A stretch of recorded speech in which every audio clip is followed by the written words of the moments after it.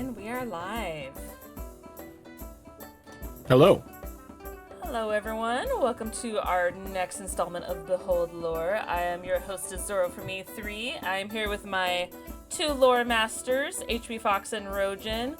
And our special guests today are SugarLuv and Mollsisbored as we discuss new time DMs. As they both recently, within the last year or two, have DM'd their first game. So kind of getting an insider scoop of what their process is, kind of getting into their brain, as of course every DM has their own method, their own way of going about things or dealing with things in the moment, because of course, just like with D&D, everything is improv and thinking on the fly and on your feet. So it's very interesting to see what it is like to talk to these two specifically, since again they ran their first mini story or small campaign here within the last couple years. So we're gonna go ahead and ask you the big first question of what was your guys' preparation process to get everything ready for when you aired episode 1. We'll just go in order from left to right. So Sugar, Cass, what was your process for yours? For those who don't know, she did Under the Mountain. It was like a 4 or 5 part, I think it was 5 part, little mini one shot that was very Hogwarts inspired, very much a wizard school for people to go and kind of hone their magical gifts. So what did you do to prepare and get everything ready by the time the first episode rolled around? And you're asking like campaign wise, like of creating the campaign, or just the stream itself?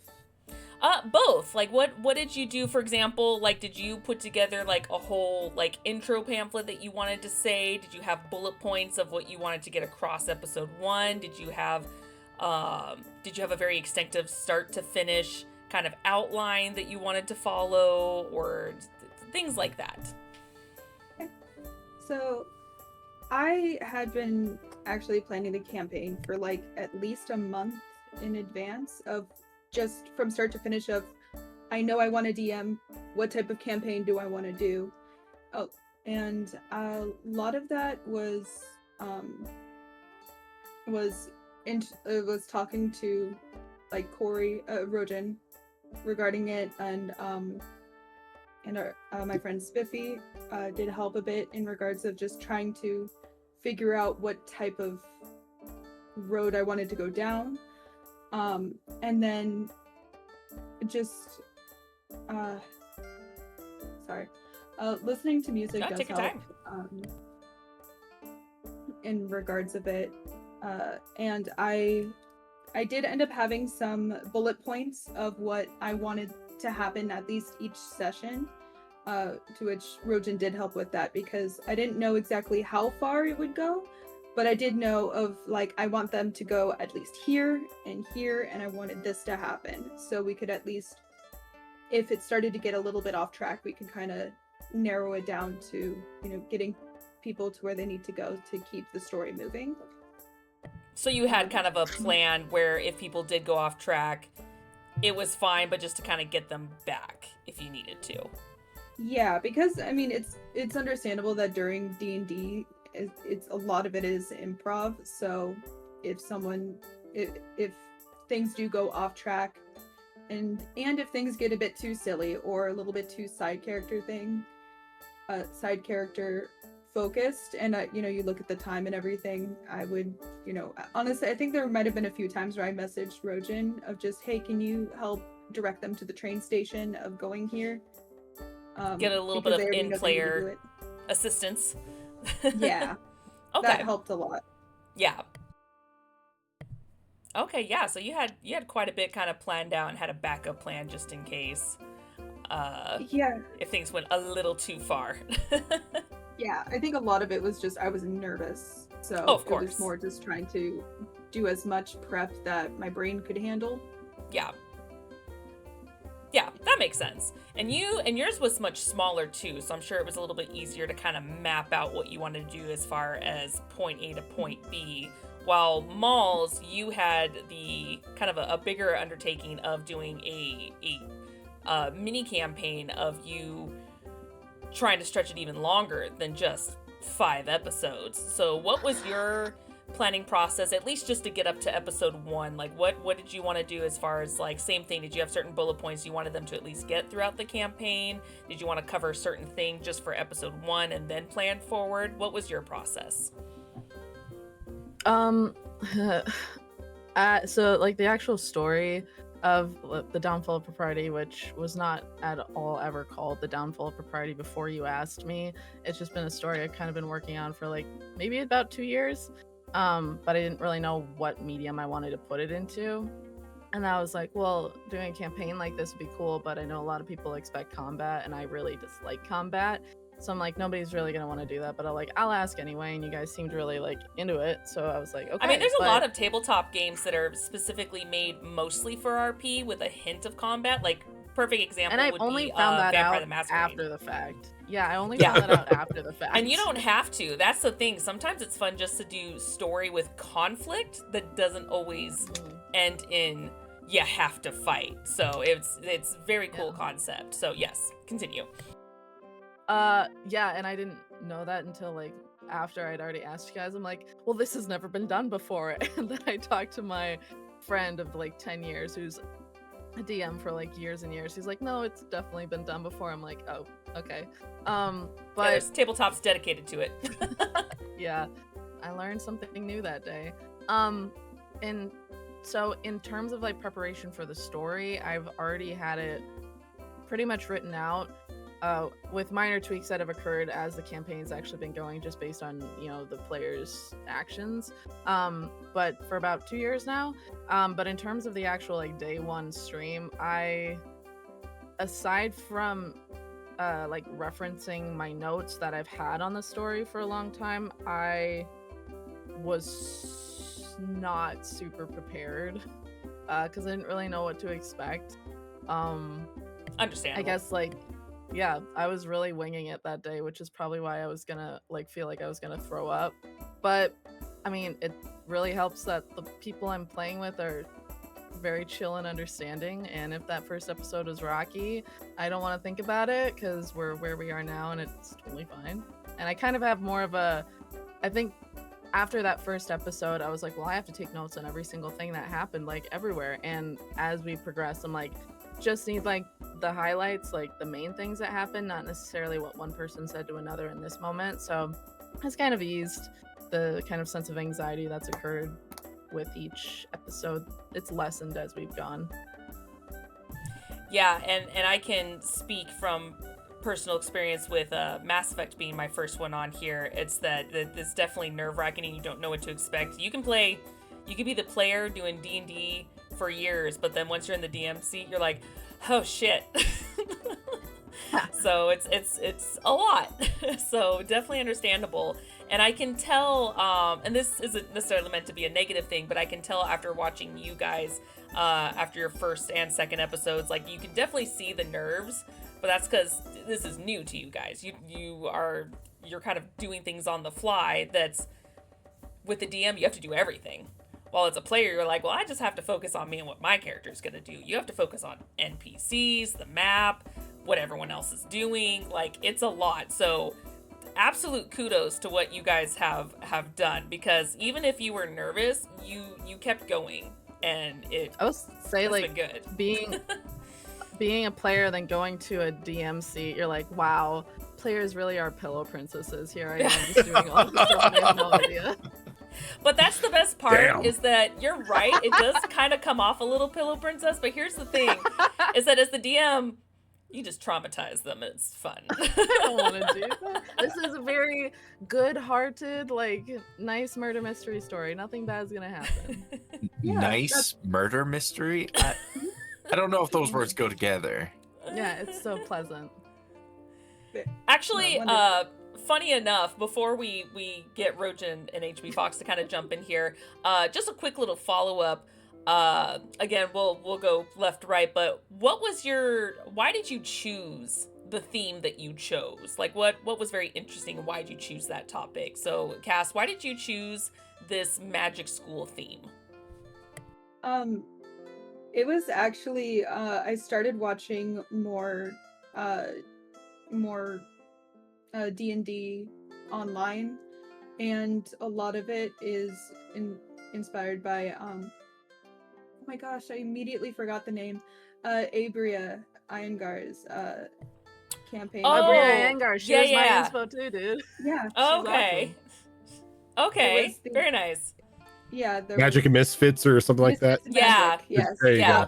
go. That was a huge inspiration, and I knew That was that a I good wanted story. to do like a Kids on Brooms game, but I didn't want to do like the same like actual storyline, but I figured it would be a lot of fun to have like a college of adults who get magic and go to a school and everything, you know, like I mean, there's the Harry Potter aspect on it, but you know, Misfits and Magic was the main focus. Very nice. That's a good point of inspiration too. And then I know we tease, and that might be the inspiration, might be not, but I know we tease it's very Bridgerton inspired for yours, Molls. Very like 18th Victorian era kind of inspiration. Mainly Was because Bridgerton, or was it a mix? when you say the word Regency to people, not a lot of people are like, what is that? But luckily with the like whole Bridgerton thing that has happened, Regency has become a bit more popular, like a bit more like people are like, oh, I know what Regency is, it's Bridgerton. So that was kind of just to help people associate that with that. For the time but frame.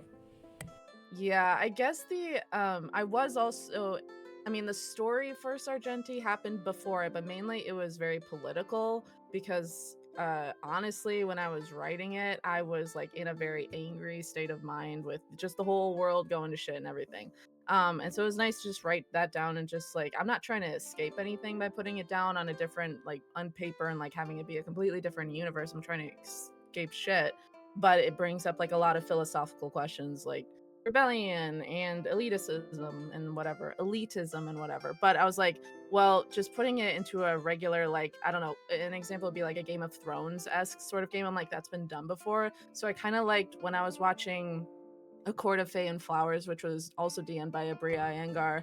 I was Oh my like, God, this yes. is just, I mean, I like Regency. I've read a lot of Jane Austen, and I mean, not so much Regency, it's more Victorian, but like the Bronte sisters or whatever.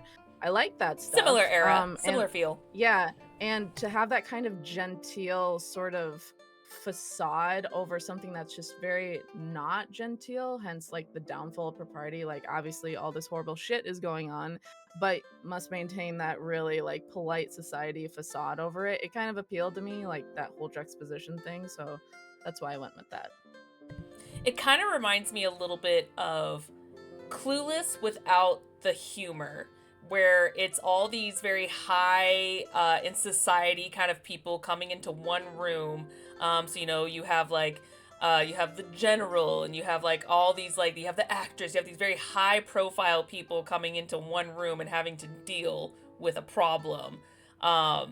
Obviously, again, much less comedic, but it's very much that situation where it's not something you see a lot, where it's, again, high, like you said, high society, and that kind of era. Because again, D&D can technically, yes, it's fantasy, but it can be set really in any realm. It's just the only limit is your imagination and storytelling abilities. So yeah, it's amazing how you both have kind of converted it to just a fun wizard school or Bridgerton-esque style kind of game, and it works. It really does work for both of them. So yeah, Rojan and Fox, do you guys have? Of course, I have many more, but of course, want to have the floor over. Thank you. Definitely know they probably have questions too. Also being expert DMs. So Fox. So again, we'll start with Cass and then move to Molls afterwards. And you guys kind of touched on this in your answers to the first question about prep and stuff. But so you've started your game. You're a session or two in. You're kind of past the introductory stuff for the players. Now the players are really starting to venture into the world that you've created and make their own decisions and go down paths that perhaps you didn't necessarily plan for, but they're going down anyway.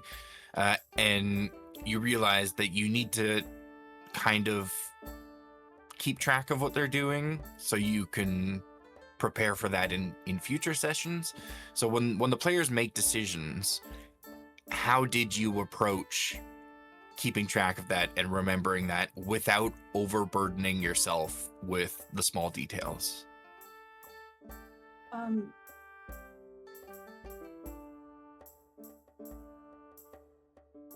I'm trying to think about what I did. It was like, for me, it felt like forever ago. But I think it was only a year now that I think about it. yeah, A year and a half, maybe. It feels Wow. like it wasn't that long, so I get it. for me, it seems like forever. I think that there was something where Rojan's character took a real liking to Ruth, an NPC, and so that was something that we ended up talking about during our breaks about it, and he already knew the character, so that was helpful in regards of that. But it was, I'm sorry, it's I don't Take your know of time. any like time fully when people were splitting up. There was a lot where I had some people go missing, so that split the party a bit of like, okay, well, you want to search this part, you want to search that part. I'm gonna be honest, I was flying by the seat of my pants during that part. That's Sounds fair. like a DM. Yep. So Not in uncommon. moments where there was like a planned decision where you Mhm. created a problem to put in front of the players for them to solve, how did you then keep track of the solution that they came up with so you don't forget what happened in that moment in future sessions, if at all? I mean, you may not have kept track of it. That's certainly an option as well. Don't really care what you guys do. I mean, Yeah. that was not a one, I'm gonna be honest. Yeah, I mean, there was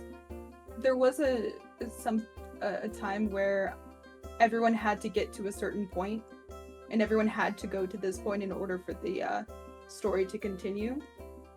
And someone chose not to, and I tried to make it to where it was a high enough DC where, you know, they will never hit it. And they did, and at that point I ended up losing my not losing my cool, but just kind of dropping the DM part, and where I said, no, you need to go with that's I'm sorry, you have to keep going. Yeah, sometimes you just need to straight up tell a player, okay, if you continue down this road, it's not going to be good for anyone involved, so really you gotta go back to everyone else. You're gonna have a bad time. Which has happened before in some campaigns. So yeah, you are definitely not the first to experience that. So yeah, it's understandable. I We've, wasn't That expect- happened. That sucks. yeah, I wasn't expecting it to happen in my first campaign, but I feel like Oh, it's God. it's fine. I'm over it. No, I will say that that is Dear diary, they brought it up again. that is a bit of a norm in most campaigns. There will just be a time when somebody really wants their character to do something, and they will split the party, or a couple people will want to go do something and they will split the party. And at that point, yeah, it's like, if you want to make sure that everybody is on track, because in your case it was a mini adventure, it wasn't going to be an 1800 episode campaign, you did the right thing about pulling everybody in and making sure that we were on track and we were keeping to what the narrative that you had set out was. Yeah, especially for a one shot. Yeah. Yeah, and I know we often, as DMs and players, kind of mock the idea of splitting the party, because generally it's a really bad idea for everyone. But there is also moments where it can be beneficial to a story that's playing out. Mass Effect is a great example of how a DM handles that split, and it works out really well for both paths of that narration. But also from a player perspective, if you get to a point in a story where you're like, okay, I want to split, so you present that to the DM and the DM encourages you not to, listen to the DM. Or don't, and then Chaos. and then oops. That's kind of, Fox, the perfect example I was going to give too. It kind of depends on your players, the situation, and how good or bad it is to split it. So case in point, in your situation, Cass, yours was a one-shot. It's like, no, let's keep everyone together. We have a narrative. We have a limited time. Let's do it. While if someone did that in Malls, depending on how comfortable she felt, it'd be like, okay, yeah, we have time for this side quest, or no, I'm not comfortable with that. Let's get back together. Because I remember you guys technically have split up before in Mass Effect, but it was like, oh, you guys are just going to like a different room or a different part of the building, like whatever. But you were going to a different part of the galaxy. And I was like, inside I was panicking going, oh shit. I was like, okay. I'm like, this isn't a bad thing, but I don't know how to deal with this. And it ended up being good in the end. Because again, it wasn't like, I'm gonna go do a dumb. It's like, no, okay, this is fine. And if you as the DM said, I don't think you should do that, or insinuated that I shouldn't do that, it's my job as a player to accept that and find an alternate route forward. So same question to you, Malls. I think you perhaps are in a little bit more of a difficult scenario in that a lot of Downfall takes place in a city, which is really prone to players splitting up and getting into shit. So a few sessions in, and you see us doing that, how do you process that? I did not mind that at all. In fact, I wanted you guys to actually, maybe it's not really great for like encouraging sort of group familiarity and camaraderie, but like I was like, yeah, you guys go out and like search for your own leads, because at the end of the day, it's a murder mystery and you're supposed to be chasing down clues and hunches and stuff, and I liked seeing that. So if Gaius is like, I'm gonna take my brother and go talk to my brother over here, and if our Belriel is like, I'm gonna go confront my parents and also go kiss someone, and then if Cass and Effie are like, we're gonna go to this secret rebellion hideout and bargain for her life, and I'm like, perfect, let's do all of that. And I think it's nice because I don't, this is not me shitting on anybody, hopefully, but I think the mindset where we have to stick together, otherwise we're gonna die, is maybe more prevalent in games that have combat, to where you're all kind of like little kids crossing the street with the crossing guard being there to make sure nobody gets run over. We're all holding hands. But in a game like this where it's not very combat heavy, mainly the worst that could happen is you get your fingers burned off as you're trying to look at someone's like knife collection, or you get a knife to your throat if you encounter an assassin hiding in his secret room or whatever. Like, yeah, nothing like that is really gonna happen. It's all, I want to obviously instill like a sense of like there are stakes, but mainly you have to do this to get these clues, which are very like important for the entire story to unfold. So I personally don't mind when you guys all run off and do your own thing. I think it's nice. I consider it like downtime, like do your own thing, go around the city, do what you got to do. As to when players make a big decision, or what you said, I guess, and I have to remember it, I just mainly make a note of it. If I'm doing my job correctly, in my mind, hopefully they're picking the path I expected them to, because I've already planned for it. It's very rare that I've been surprised during this campaign, but when it happens, it's really awesome. Like Rojan coming to me and be like, you know what I want to do? I want to make a pact with this goddess. And I'm like, sure. I think that's awesome. Yeah. I think I don't get super nervous because I would just hope that you guys are having a good time. I just want to add real quick. the way that you do that when we split the party and able to do our own thing, you make it so the world of, or at least the continent of Sargentine, everything, it's so much fuller. And Yeah, I like that I really because like that. I want to put NPCs in your path that make it feel like a real place. I want to put these establishments here that seem like they've been here forever, so it feels more real. So part of my favorite thing about putting this whole thing together was to put that background in front of you guys and just see what you guys do with it. And if you happen to encounter a clue along the way, great. I guess to build on the comment I made about it taking place in a city, taking place in a city is more prone to groups splitting up and doing separate things. But the nice thing about that as well is typically it's also contained within that city.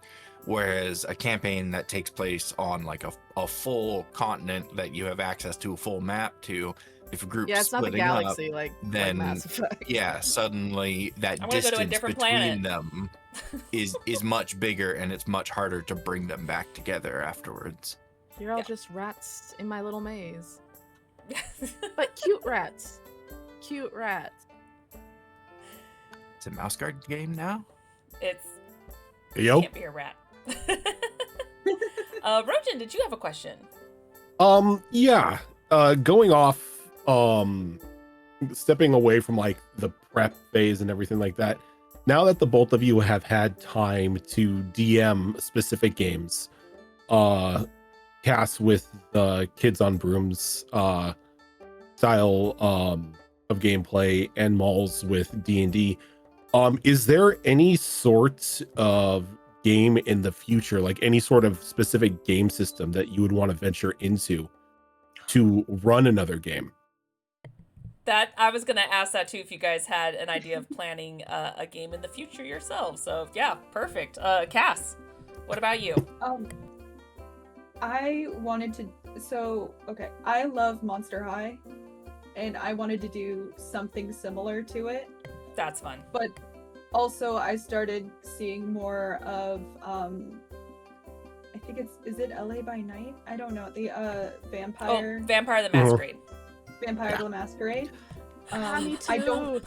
Okay. I don't know if I'd be able to DM it, but I would want to be a player. At least I want to at least read the book first and figure out what I want to do. That's my baby. I love vampires as well. So Yeah. Something type of like monster type of that, where everyone would be a different monster.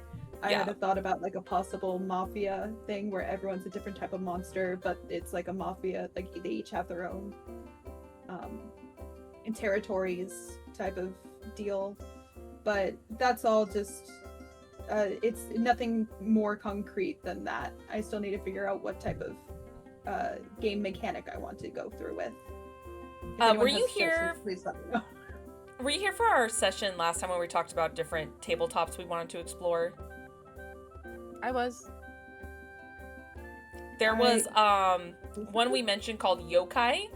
It's going to be coming out in a couple years, and it's where you play a Japanese folklore creature, and you're basically the bad guy.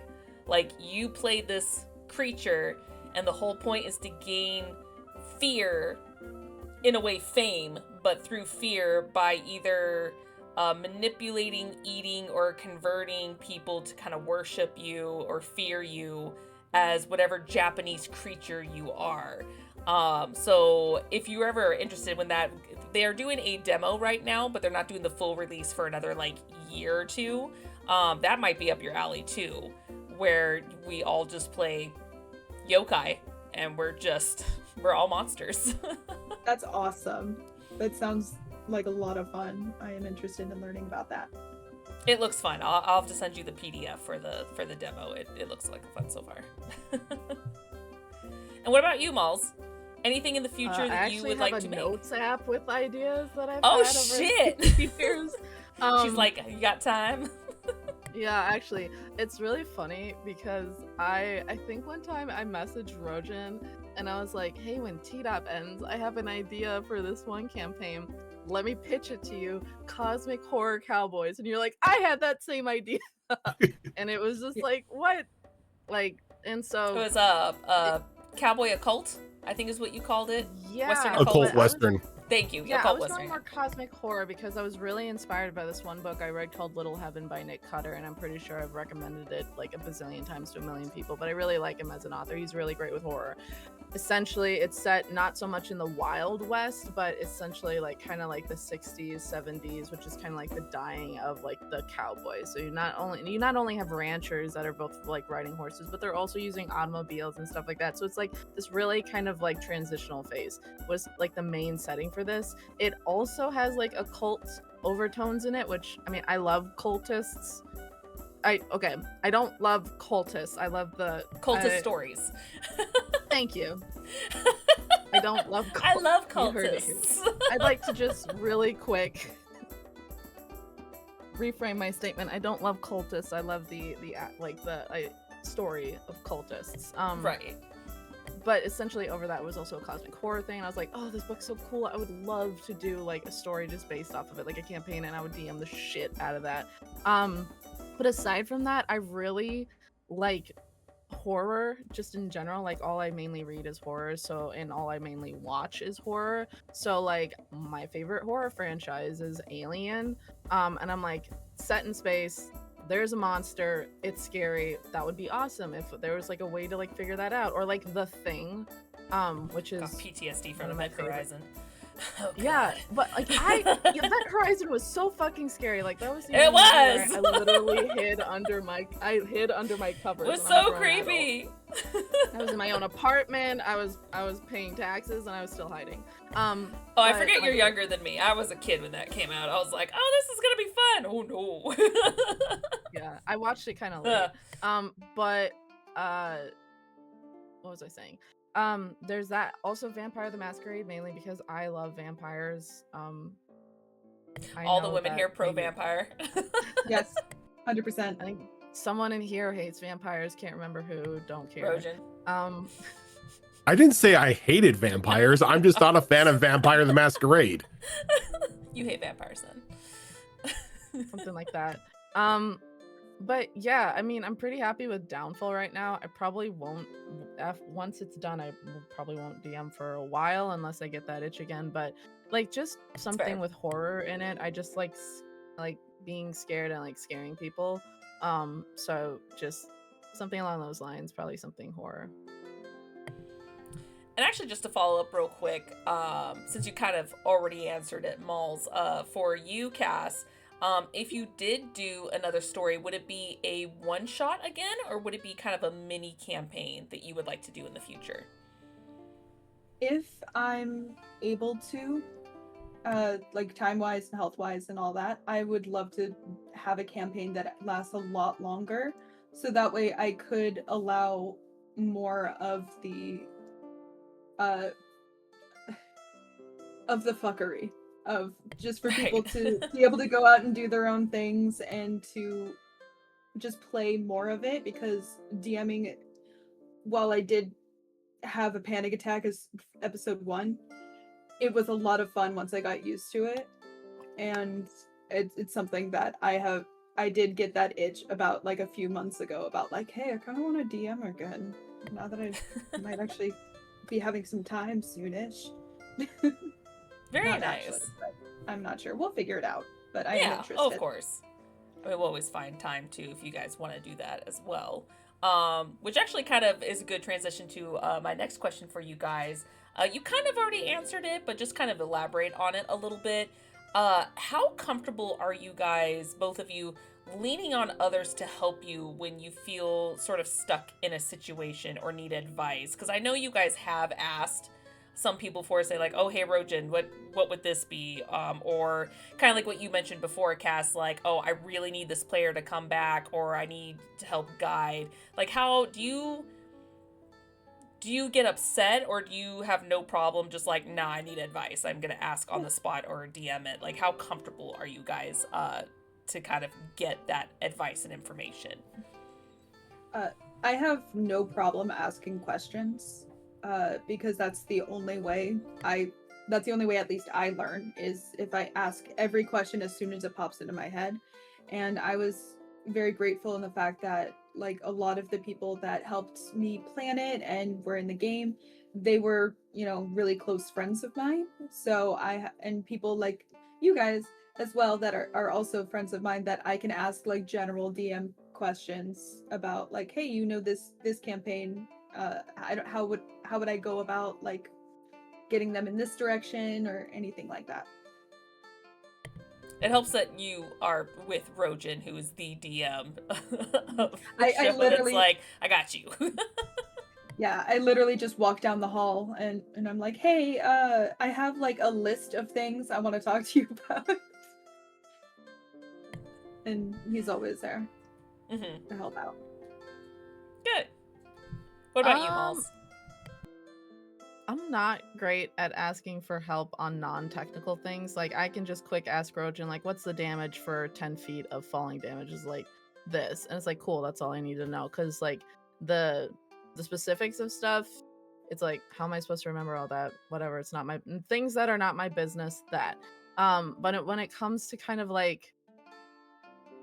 I guess I really struggle with relinquishing control, and this has been a very humbling experience in doing that, because I have like a vision in my head of how I want things to go, and obviously not everything's gonna fall into the plans you make. And obviously if you make plans, you're kind of a fool, because they're just gonna go do their own thing.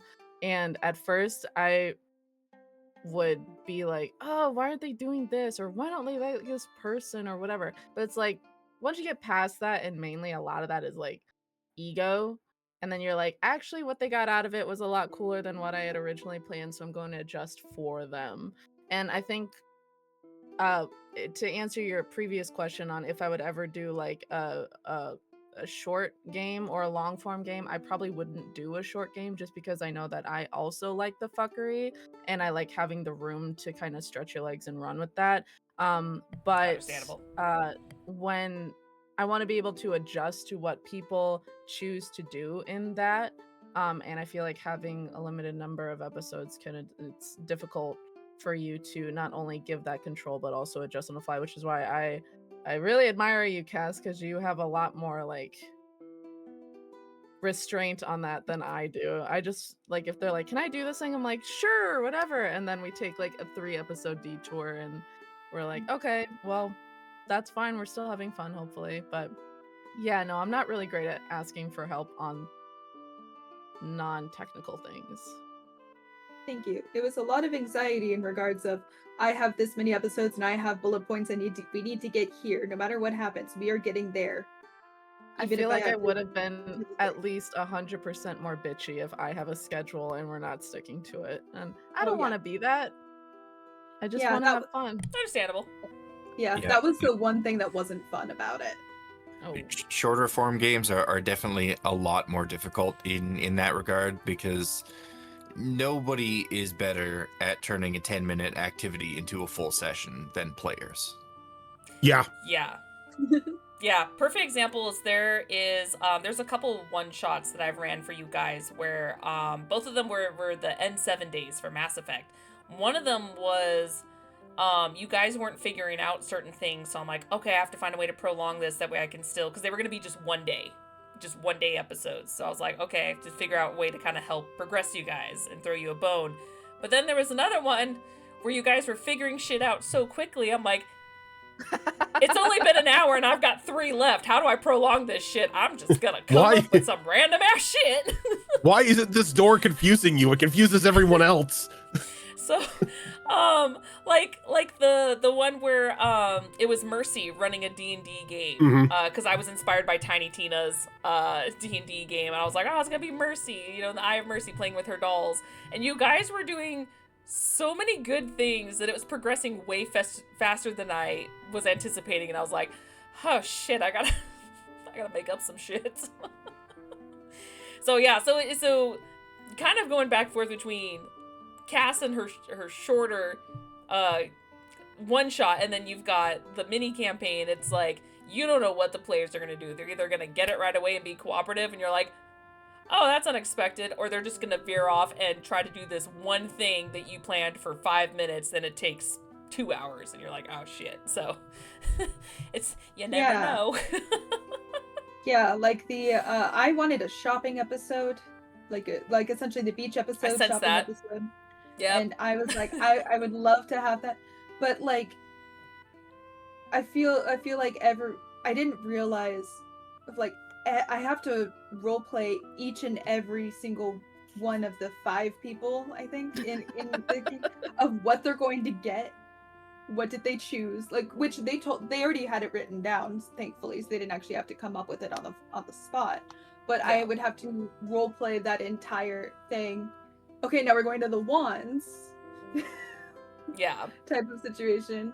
I kind of had the opposite issue where I'm like, I took a step back after several episodes in a row, and I was like, man, we've been really pedal to the metal, like lore drop, lore drop, lore drop, lore drop. I'm like, maybe I give them a day to just chase some leads, kiss some people, whatever, you know, check out this Switch one it thing, up. because I feel like I've been whoosha, just like keep going, and I'm like, we need to not mush and we need to stop. Yeah. And just like do our own thing and relax, which is kind of the nice thing about longer form games, because I can do that. I don't have 6 episodes I have to adhere to. I mean, sometimes a shopping episode is just what the group needs just to wind down. Mm-hmm. Yep. Yeah. And it was a lot of fun. I don't regret any part, like I don't regret it, but it was just one of those things where once I started, I realized how much longer this was going to take, and I was hoping that it would all fit in one session. Yeah. Yeah, it's one of the reasons what I love about Mass Effect 2 is that you guys, the second you leave the Citadel, it's very go, go, go, lives are on the line, a lot of shit happening, and then when you finally are back to the Citadel, you guys just do shenanigans, and it's like your time to kind of just relax and do whatever, because once you leave, the shit's gonna hit the fan again. Let's be fair. Shenanigans is everybody gets drunk and somebody gets arrested. You all get drunk. That's all you guys do at the Citadel is get drunk. I mean, we put our lives on the line every single day when we're on a mission. I think we deserve to get drunk when we get back home. Agreed. I just need to give you all more shopping episodes and we want you guys. Yes. Especially after what happened yesterday. You keep destroying towns. Let the town live long enough for us to shop, Rojin. No. Ask for shopping episodes. No. Every Even a little time. Speak of that. Like, even a little time to just sit down and be like, "What's your name, Sarai? What's your story?" I have not had a conversation with Sarai. Oh, you're a yet. statue? I feel so bad. Oh, you're a statue. I've been wanting to do that, and we have had no time to sit down other than plan. Like, here's where we're going next. Okay, cool. It's just like I want to sit down and be like, so how do you spell that? Sarai? Great, awesome. What's the deal with your mold or your? Well, pollen and or I do have a question. Because you are a DM, because you have the power to screw with people and cause a bit of trauma. I don't want to do that. I've never done that. I was gonna say, is there ever an urge to just insert a little bit of drama or a little bit of trauma into a character's story? Yes. Go ahead, guys. Every character. I had a plot twist planned from the very beginning of trauma, and I have been excitedly looking forward to that because I want not necessarily to cause harm to people, but You more fucking just to sicko. I was hoping My little people- old lady that just made snacks? What? How dare you? because I wanted at least the players to be like, you know what? I didn't even think of that. Good job. But you guys called it like 2 episodes in, and I had to like veer away. It's like, oh, this person goes missing. Oh, I wonder why. And then you said the reason. Soylent Green is people.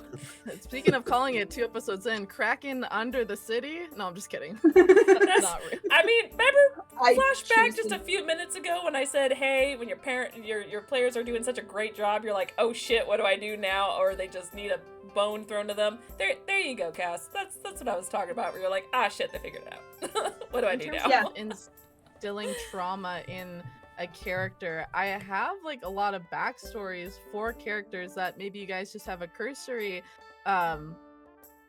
conversation with. It's when you guys latch on to a character, like Angharad, for instance, and I'm like, okay, she not only was not a romance option at first, but also she was just there to perform and just add on to like the group of people being there. And then I was like, okay, well, she was gonna have a party anyway, and now something bad's gonna happen to her because you guys like her so much. And that's what but you do. Yeah, Okay, but and now you know for the future, when you put a pretty mysterious bird lady in front of the group, they're gonna latch onto her. yeah, I made her a little too unique. She was, Yeah, she's Look, super cool. she's- And we love her. actually semi-based off of like an old PC I had in one of my first games that I ever played in, as where I feel like I've told you guys this before, but I was a cleric. Wait, no, I was a bard. Sorry, I was a bard, and that was how I got my music, by tuning into other universes and their music and pulling that here. And like, so if you really needed like a rally song, I'll Make a Man Out of You from Mulan, sung by Donny Osmond. It's right there, and it's great. I can just pull it up on my iPhone and just play it, and people be like, "Cool, I'm inspired." So that's kind of where I got the idea for Angharad anyway. And I was like, it'll just be like a little wink to like my old PC. And you guys are like, "Wow, she's like our best friend now, and like I'm gonna romance her, and we're gonna go to a birthday party, and oh my god, she almost died," and all that stuff. And like, okay. Look, sometimes DMs just make that little one-off character, that little one-off NPC, and that's the one everyone wants to know everything about. Yep. Regardless of the game, there will always be a group adopting a Boblin the Goblin. And it's Goblin, just, goblin. Very true. it's now just up to you. Angharad is not a Boblin the Goblin. Sigmund. What I- Sigmund is what our I Boblin mean- the Goblin. What I mean is you guys, like, Strike that from players the record. will adopt an NPC for whatever reason. Just like some Yep. random NPC that was just supposed to be in passing. Now everybody's their best friend. And it's like, Hardly. well, I now have a point of trauma that I can induce on everybody when something horrible happens to them. Yeah. Which Yep. is like one warning that I always give everybody. It's like, if you give me a backstory and you have like you have a significant other, or you have a family or anything, they're free game. Like, bad stuff may most definitely happen to them, because trauma just So we're in the Regency Strength is a era. story. What could really happen? murder. Yeah, The Kraken, so the Kraken under the city. Tuberculosis, if we're gonna get, time specific. A citywide plague, maybe. Yeah. is something Citywide that could plague. happen. No, There's lots. No. We're just having a good time. don't do that. A Sweeney do Todd that. S character murdering I thought everybody. we were having a whatever. nice date. Fox, do you have another question? I do actually. So now that you've got a bit of experience as a DM and you've kind of gone through that first time process, and I assume probably learned a lot from it, if you could go back and give yourself one piece of advice after gaining that experience, what would it be? Cass, let's start with you.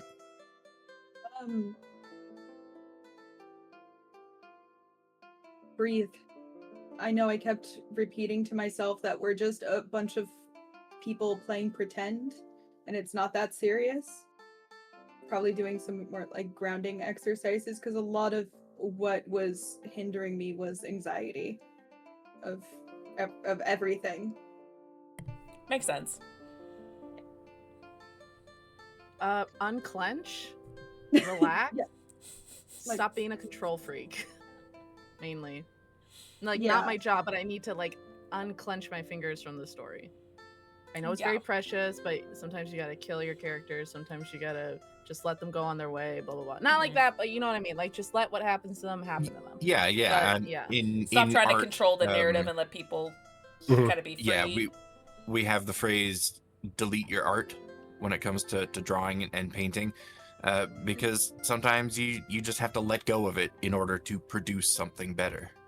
Yep, like I said, I had real control issues, and I don't know why I thought that would just magically rectify itself just being a DM, because I'm like, well, I'm in charge, but it's like, not really. Like, maybe to a certain degree, yes, but in terms of where the story goes, that's very much the players. And I can try to leave little clues here and there. But you guys are going to do what you're going to do, and I'm just along for the ride, which I've never enjoyed. But it's become more fun, obviously, because I'm playing with my friends, so it's great. Actually, funny enough, Fox, I was going to ask the same exact question, but there was a second part to that. It was, what advice would you give yourselves? But to elaborate on that, for people who want to DM for the first time, what advice would you give to them? Is it the same exact advice or something else that you would recommend? What advice would you give to new DMs or people thinking they want to DM for the first time? Cass. Consider chilling. Oh, chilling. Yeah, exactly. Yeah. Consider chilling. No matter how much you plan for things, like by all means, like try to come up with the environment and like random NPCs backstories, which can be swapped out if they pay no attention to one of them and then pay attention to the other. So like you can create the world, but it's still like be prepared to improv a lot and think on your feet of just, I don't know how to properly say it, but it's just in general of no matter how much you plan, shit's gonna go everywhere. And it's just yes, and be flexible. Yes. Yeah, I'd add on to that. No matter how much you're gonna plan, shit's gonna go everywhere, and that's okay. Yes. And nobody's wearing a diaper, so. Oof. Yeah. Not good. Rojan made a face, and I don't think he meant to do it in that moment, but he was like, No, it's just the, nobody's wearing them. Like, wait, what? Processing it. Yeah. Well, as crazy as it sounds, it's already been an hour.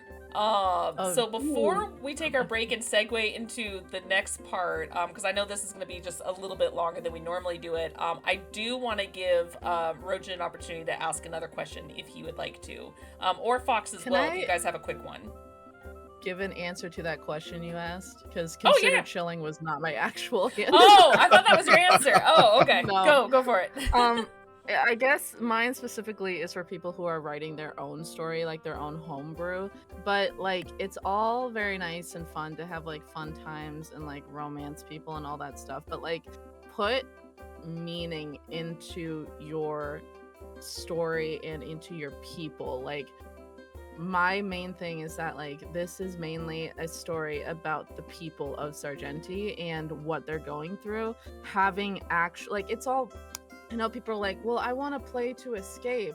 It's like, not here, not with me, dude. Like, because a lot of the real life you draw from real life when you write.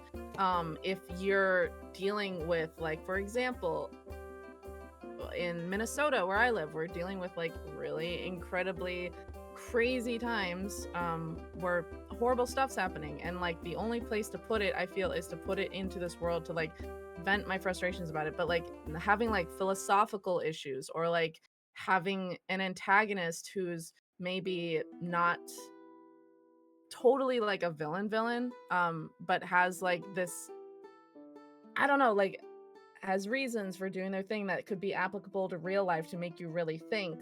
I think the main thing is that, like, obviously having a great time is great, but I want my players to think about, is rebellion, like, is violence in a rebellion when you're going up against your oppressors, like, is that ends justify the means thing? It's like a really important philosophical question a lot of people ask themselves, especially in this day and age. And putting that forward and seeing what your players do with it, are people going to immediately be on the side of the rebels and be like, yeah, you guys are doing great? Or are they going to be like, well, they're ruffians, like, this is, upheaval of our very peaceful system. And I like how the people I'm playing with have such a myriad of different viewpoints on a bunch of different stuff, and that just makes it more interesting to me. Yeah, I agree 100% with everything you said there. It's why a lot of my stories as well kind of live in that morally gray area, because the world is not Same. black and white. isn't. It's why I like to explore a lot of darker tones in my stories and games. And actually, since we were talking about Vampire the Masquerade earlier, a specific example of just this community in general, I think taking the wrong approach to those stories was when White Wolf put out one of their stories, and within that story they had some pretty gnarly prosecution of homosexual people, and a lot of the community got really, really upset at that and gave them a lot of negative attention until they eventually just removed that from the story completely. And personally, I think that was the wrong approach, because not only are you now taking something that is very real and very serious and making light of it by treating it as if it's an element that can just be ignored in a story, you're going after the people that are trying to present these morally difficult stories, and you're telling them basically that what you're doing is wrong. I don't want and I to think whitewash. that takes away from a lot Yeah. of the realism and the emotion and the impact that these stories have. It's going to feel more real if you take from real life. Like, the stakes are going to feel more real if you can point to and be like, holy shit, that's happening in my real life right now. And a lot of people don't have the opportunity to be like, well, here's what I would do, but here's that opportunity. How would you actually approach a situation where there is a resistance group? Are you going to throw your lot in with them? You're from an affluent family. That's really difficult for you. You have to check your privilege. Or the thing that I really like about our Belriel Fox is that it's really easy to be like, yeah, you guys are doing great because fuck rich people, but like, you're very in character. You're like, well, I'm a rich person, and the things that they do, it's really damaging. Like, they've killed someone but then you have to be like, well, it was out of desperation. Well, yes, desperation is not an excuse. Well, there's a higher force that's controlling. It's very good. Yeah. What you guys do with that, and I've been very enjoying seeing, like, not everybody's like, I agree with you. It's like having these differing of opinions is what makes it so interesting. Yeah, and actually, just kind of That was going a back lot. to the question real quick too, Spiffy said something really good too. That says some great advice for a first-time DM, as well as your first game is probably not going to go great, and that's fine. La la la la la. Because that's how can't people hear you. learn. That's actually fantastic. Yeah, 100%. When I look back at Sonata 1 now, I'm like, oh, that was a travesty.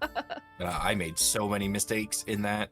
I let the players get away with doing so much that I shouldn't. Not necessarily in a bad sense, but in a story that's only gonna go 3 or 4 episodes, we did a shopping episode for an entire session. That's it. No, you do not do that. But I did. Yeah. And it was still a lot of fun. It was really, really my first time DMing, at least in front of an audience. And it didn't go great, but that's okay. Yeah, I had like, a lot of fun. Oh, you did great. like the one advice I would give to people for like first time DMing is do not be afraid to say no. There is a lot of push out there in like the whole RPG community now to where DMs have to be yes and. There are times when you can just say no, because yes and will just break the game, or it will completely derail what you're trying to do. They're gonna be like, no, you can't do this. Or like, not just a flat no, maybe a no, but don't be afraid to say no to things. Yeah. Especially if you have a reason behind it, or it's going to come up later and you're just like, well, now's not the time. I have a thing. Or if it's just getting too outrageous and you're like, no, I have to stop this right now. So, Yeah. Very situational for sure. I don't know if I've said no to you guys. I don't know really if you've racking said my brain. no to us either, but there have been many instances where we want to do something, and your response is less of a no and less of a yes and more of an okay but. And I think that's a really good approach to it, where You have an okay butt. you give the players a bit of that freedom, but also make them aware that there could be consequences for that. I think that's a happy middle ground. I don't want to be like, no, no, no.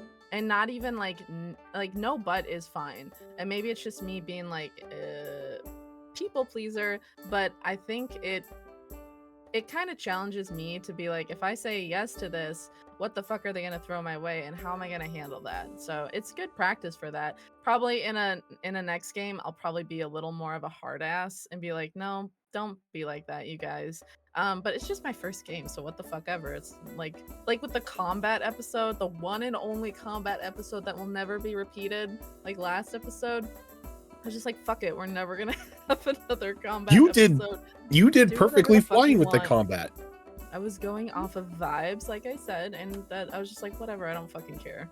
The vibes That's how worked. you do it. Yeah. So, Like you decided to say, fuck initiative, and we went with like more of a free flowing system, and it worked perfectly fine. yeah. You don't, like, as a DM, you don't have to follow like the strict guidelines of anything. You're the one running the game. That's why I like Kids on Brooms, because it's a very flexible system and it's really easy to learn. Mhm. I figured that was going to be like the best case scenario. So, it's definitely good to improv combat, and I know that D&D itself is pretty rigid in regards of combat, which makes sense and it's understandable, but it's just it is a bit too rigid at times. Yeah.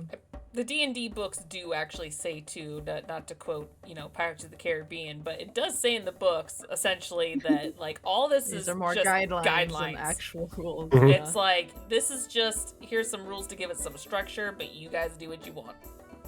Yeah, And we and do. I think when it comes to tabletop, and I think this can apply to literally every system, Yeah. especially from the DM side of things, is the more you're familiar with a system, the more you can mold and shape it into Mhm. what you want it to be for the story that you're telling.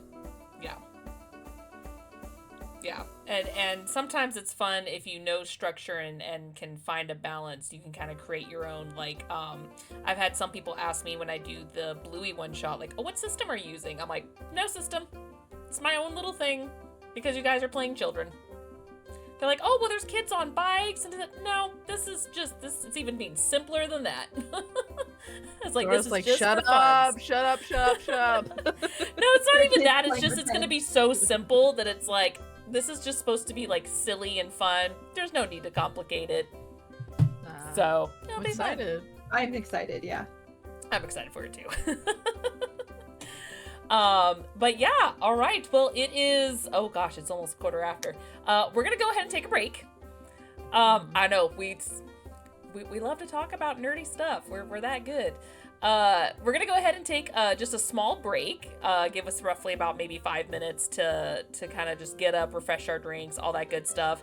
And we're gonna now shift the show over to asking both Cass and Molls questions about their characters, both existing or past. So if you guys have any questions in chat, feel free to drop them either now or as we are asking them. But yeah, we're just going to take a quick little break and we will be right back. So don't go anywhere, guys.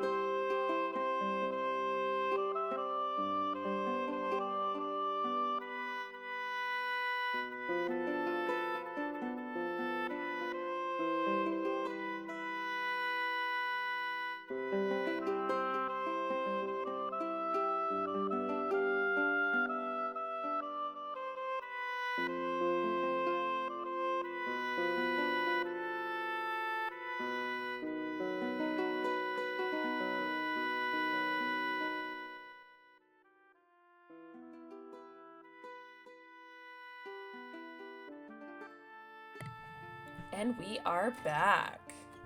Cass isn't back yet. Oh no! Good job. Also, you came back and I had a really gross look on my face because I read something dumb. Oh my, that's my timing. Man, Cass will be stop here. Sending you messages, Jesus. Cass will be here shortly. Okay. They're just finishing making dinner. Oh my bad. I'm really glad that you guys kept asking them the questions first because it gave me a minute to think. Like, oh, thank God. Well, take now the the heat from me, spotlight's on Cass. you. But While we wait for Cass, Cass, So- hurry up, please. no, because this is focused on you. I do have a couple generic questions and then one specifically for you guys. So the first question I want to ask you, Malls, is, Oh, I've noticed that. I thought we were waiting. Oh, we can keep it going. We got two of you. We're good. We got you. I've noticed you play a lot of ranged or support type characters. Are you normally just like really attracted to those play styles, or is there something about them that's really intriguing that you continue to keep playing support or ranged characters across different stories? I think the only two characters I've played are Briseis and Zenith. So, yeah. I don't like melee. In terms of like not liking combat, that also extends to like melee characters like fighter and barbarian. I feel like I get just extremely bored really quick with that. And yeah, I guess support is nice because it's nice to have people need you and to be of assistance and to have their life in your hands. But in terms of range, it's not so much range, but I guess with a wizard, there's just more open in my mind anyway for like possibilities. So yeah.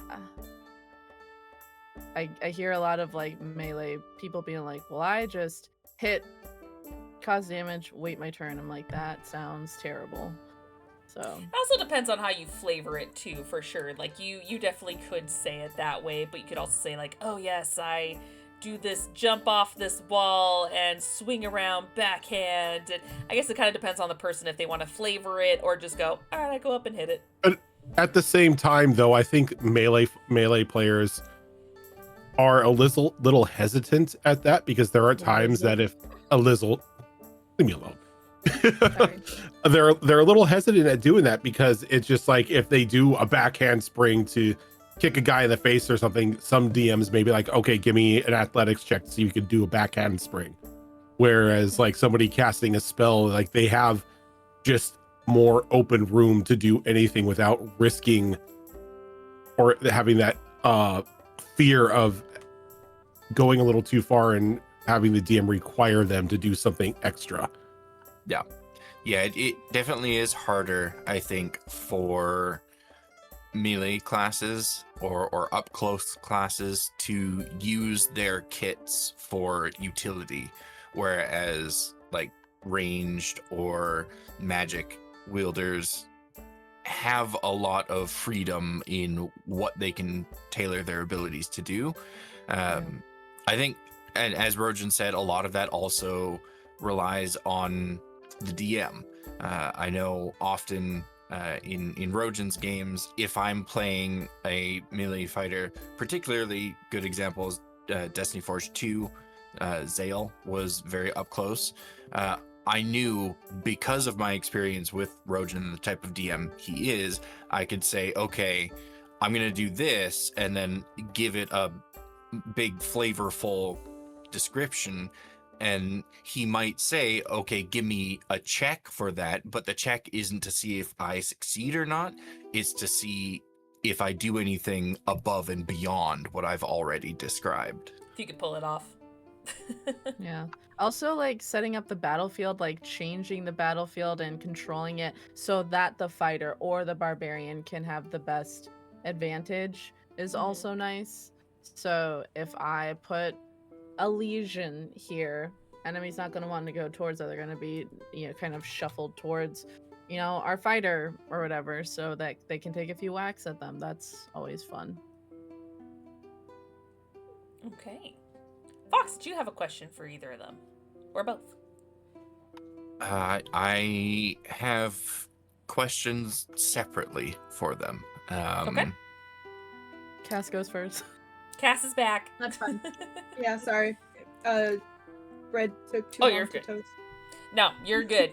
I was We're just good. saying how much I appreciated that you went before me in the last, because it gave me a minute to like think and be like, I Also- did not understand that question. There was one that I just kind of lost the plot halfway through that question.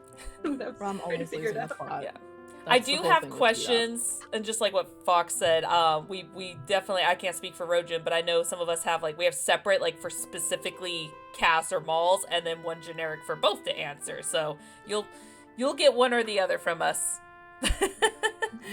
So Yep. Fox, what about you? Are you sure Zenith questions can't be asked of Cass too? Nope. I mean, Nope. she's welcome to answer questions about your character if she You wants. know what? Zeeflings just, we're twins now. We can share. her parents. She hates her parents. They're really bad I do have a question about Zafira, though. Oh, okay. We've seen bits and pieces of kind of her backstory coming into play, especially with the grandmas and everything.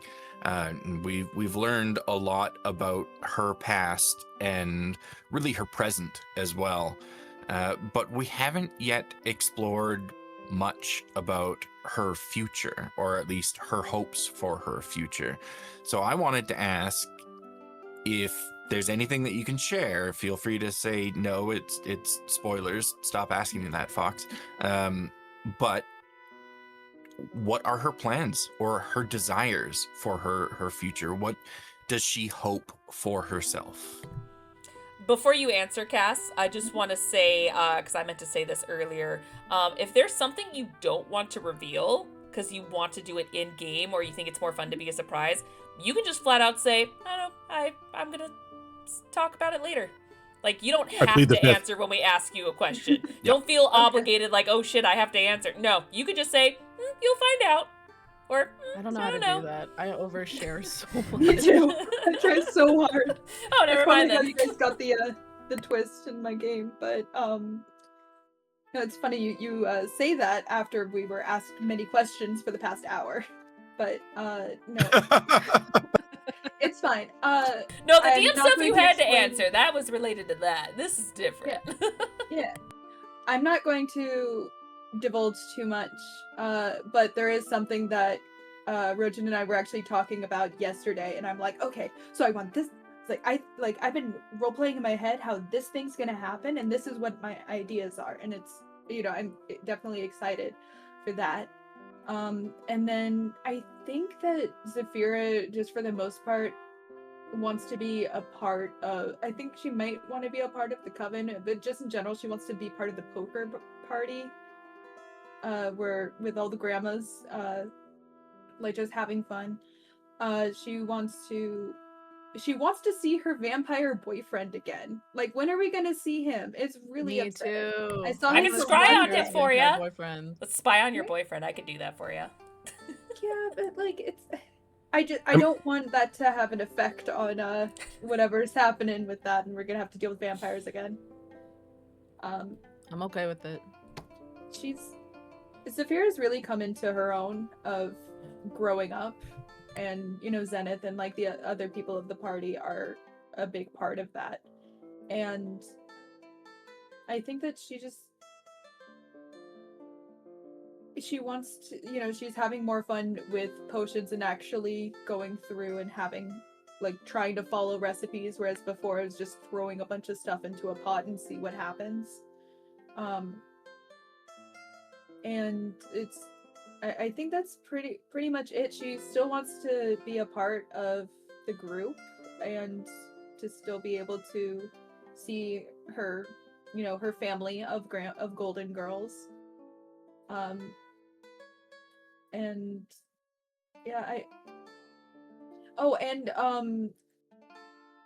who knows, maybe she'll open up a little bakery shop with Pop-Tart as a easy bake oven type of thing. Actually funny, just to add on to that, because Fox and I always come up with the same questions. We don't talk to each other before our shows, and we tend to come up with, all three of us tend to come up with a lot of the same questions. So just to kind of add on and piggyback on top of Fox, Feel free to answer this or not. But does Zafira want to become a hag herself someday, like her grandma? I think she still doesn't understand what that could mean. Okay. That's Like, fair. I think that it's more like she loves being included in everything. Aw. So Does she have wants FOMO? to. FOMO? Oh my Yes. god. Fear of missing out. Oh, Fear of 100%. missing She's out. missing everything, and she feels like she's missing It's a everything. real question. Yeah. Okay. Well, because your answer could be, oh, she just wants to be part of the poker game. She still wants to be included in the group. And I'm like, does Zafira have FOMO? She's lonely. You know, Yeah, that makes sense.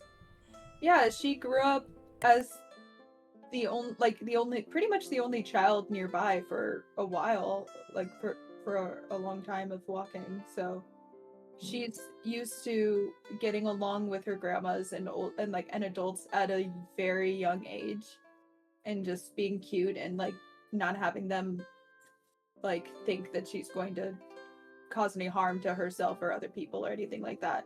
So she still sees her grandmother's coven in the same light as before, because they've never caused her any harm. They've only ever done good. And you know, I personally think that they've only ever done good, at least in the time of the game and of her life, which, you know, that's up to Corey if he wants to have them switch up or anything, because like you said, family members are fair game. So I don't know. Especially when they're hags. Well, they do have a questionable basement. Mm. Just They because do, you had a don't bad they? time. That's a totally justifiable basement. Thank you. Speaking of, Rogen, do you have a question? Going off of what just happened in Weewa yesterday. Okay. Oh no. Oh no. What Spoilers. what is Zen's outlook on life at the moment? Like, has Oh, like man. this whole ordeal sparked any sort of change inside of her? Reshaped any of her beliefs or anything of the sort like that? Am She I kind of allowed went to through the share what you messaged me yesterday? Like in the middle of the episode when I asked for help? Sure. Oh, that you and I got? Yeah, when me and Oh. Zoro got him, I allowed to. So like, getting a message in when you're asking for divine intervention, saying, like, your friend is lost, you can't do anything. I think that inordinately, Yeah, I was contemplating telling Fox. I was like, ugh. Yep. like, that inordinately pissed me off. Like, Zenith off, not me. Made me sad, but made Zenith like extremely angry. And I think the fact that she felt so like helpless, like it kind of it made her really think her priorities over what the fuck am I even doing? Like, this is a Noah guy, I'm chasing down this person for this guy, and you know, at the end of the day, our goals are the same, and yet here I am unable to do anything when someone I very truly love is getting snatched from me due to the whim of these gods who are either altogether so powerful that there's nothing you can do to stop what they're doing, or so impotent that there's nothing they can do to interpose. And I think, obviously, she's very happy that Chloe is back, but she's like, fuck these guys. Like, I'm pretty done like trying to do anything to help these guys. She did feel a moment of pity for that god in the basement who's just held there because it's captive, you know, entity, and that must really suck. But I think her heart has hardened a bit, even more so against the gods than she had previously had. Because I think Chloe had asked, like, are you religious? It's like, well, the gods obviously exist, I don't worship them, but it's gone from that to being like, fuck these guys, like, I hate the gods. Oh Which is man, so that made funny. me so mad. I'm And not I think gonna that's get I into think that's it. a very I think that's a very apt response given the message Yeah. that I sent to both of you. Yeah. Like the you message can I see- sent the message I sent to both of them was identical, and it was nothing Yeah. can stop the birth of a god. I am sorry, your friend is lost. Which And is I think crazy. you can see on Sorry. stream when that happens, I look like I'm gonna throw up. I'm like, I look sick. So yeah, sorry, Zoe, I didn't mean to interrupt. But no, I'm not gonna get into it, of course, because we're not asking my character any questions. But just a little tidbit. It's completely understandable and viable why Zen feels that way now. But it's so funny because when Vanica got that message, she had a different, not quite the opposite of what you went through, but she definitely went a different direction because of it, and it'll be interesting to kind of You went very explore like, that. I accept what my god says. The best I can do is make Chloe Actually, as no. comfortable as possible. Actually, no, she didn't accept it, but she knows that she is only mortal, and she's like, if this is supposed to be a birth of a god, how do you stop that? So I'm gonna do everything in my power to try and stop. It's not working. Well, then I'm going to do everything I can to make my friend as comfortable as possible because I feel helpless. And this is the only way I feel I can help my friend. So there's think- other internal stuff happening, pretty much like how you revealed like all the internal stuff she's feeling right now. And I'm sure we will very much get into it in the next game.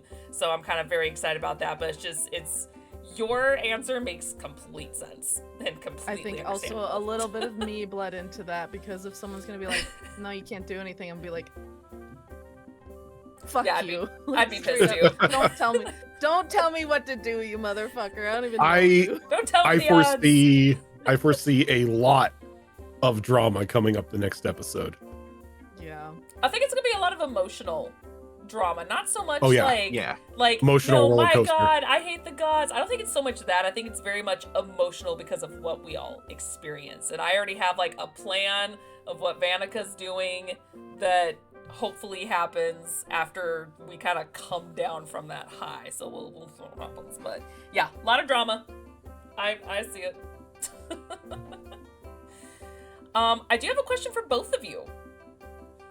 And it's an easy question. Maybe. Cass first. Okay, we'll go with Cass first. What has been your favorite moment from any of your characters so far? What have you absolutely loved that was like, oh, that was so cool, or oh, that was so badass? Like, what was your most favorite moment? Or silly? Like, oh, that was so funny. What was your most favorite moment from any of your characters? So Molls first. Instead of... I'm trying to think. If you need a moment. I need a moment to think of it. Okay.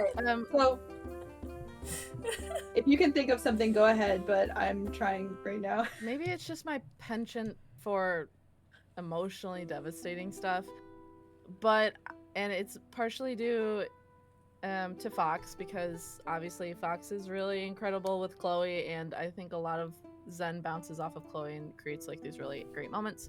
So thank you.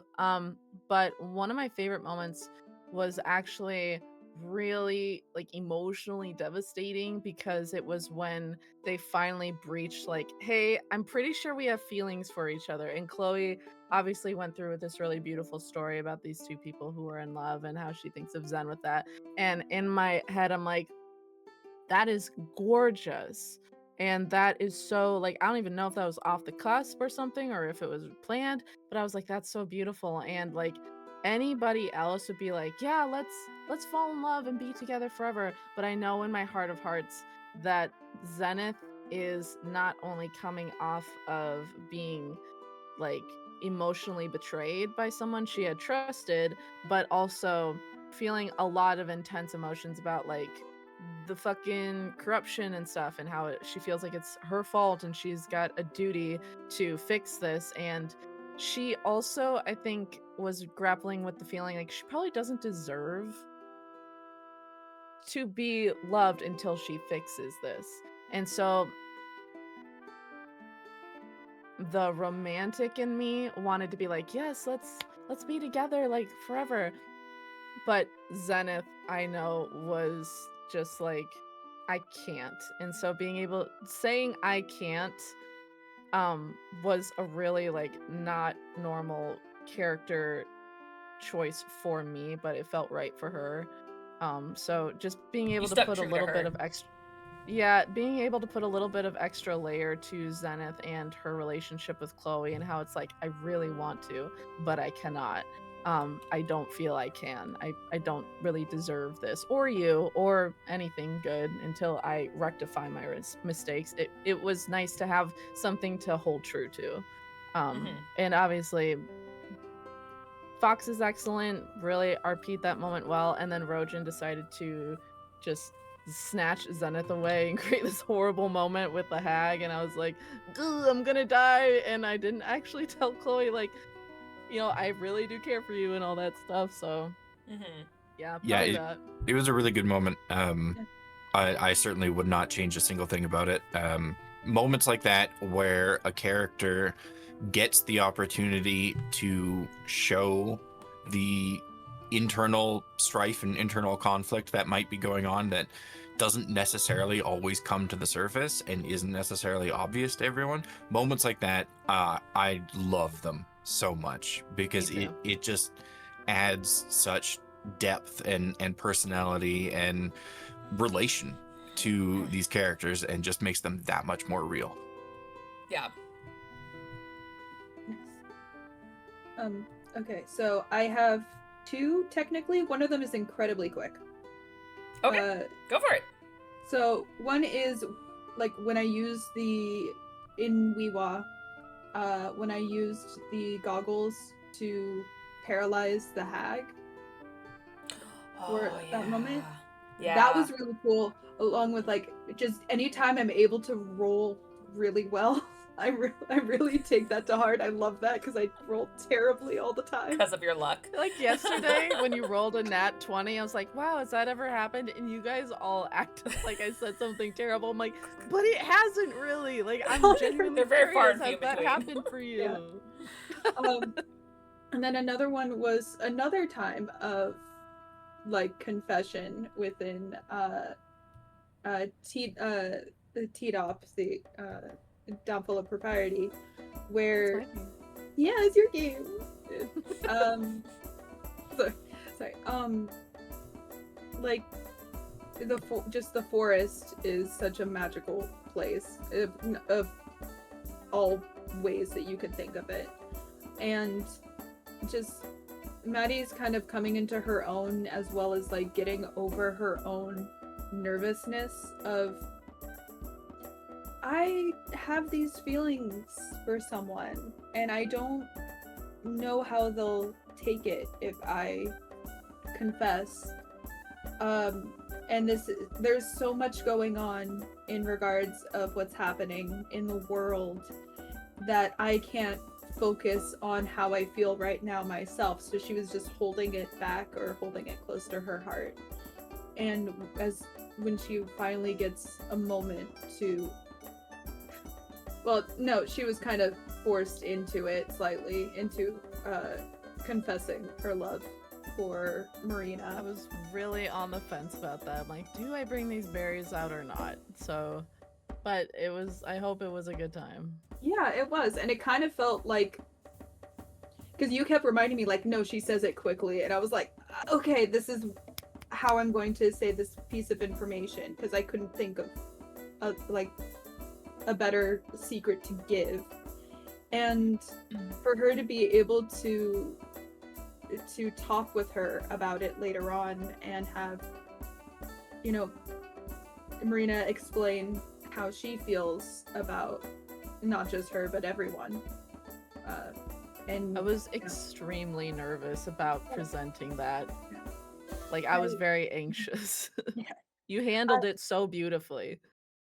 I love how it worked out, because I think Marina was still just one of those things where she sees and she's like, okay, I don't know if this is another best friend situation or if I'm feeling anything more, and it turned out to maybe be more, and so she'd better and so when she was explaining it, she's like, hey, but also there's this whole issue with you being courted by someone that you don't necessarily want to. So if you want an option, I am here, and I'm not going to make you do anything.